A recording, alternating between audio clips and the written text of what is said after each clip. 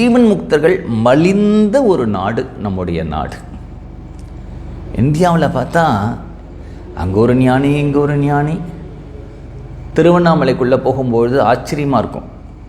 ரமணர், யோகிராம் சுரத்குமார், சேஷாத்ரி சுவாமிகள், குகை நமச்சிவாயம், குரு நமச்சிவாயம், ஈசான்ய சுவாமிகள், விருபாக்ஷி மடத்தில் இருந்த சுவாமிகள், இப்படி நிறைய பேர். அதை தவிர அங்கே திண்ண சுவாமிகள்னு ஒருத்தர் இருந்தார்.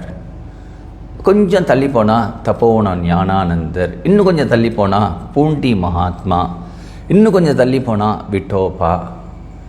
இப்படி எவ்வளவோ மகான்கள். அதுவும் ஒரு சின்ன திருவண்ணாமலையில், ஒரு சின்ன திருவண்ணாமலையிலேயே இவ்வளவு மகான்கள் இருந்தால் அப்புறம் இந்த தேசத்தில் எவ்வளவு மகான்கள் வந்திருப்பா, எவ்வளவு ஞானிகள் வந்திருப்பா. இந்த தேசத்துக்கு கூட நம்ம ஒரு ஸ்ரீ போடுறதில்ல. ஆனால் இந்தியாவுக்கு கீழே இருக்கே அந்த இலங்கைக்கு மட்டும் ஸ்ரீலங்கா அப்படின்னு சொல்கிறோம்.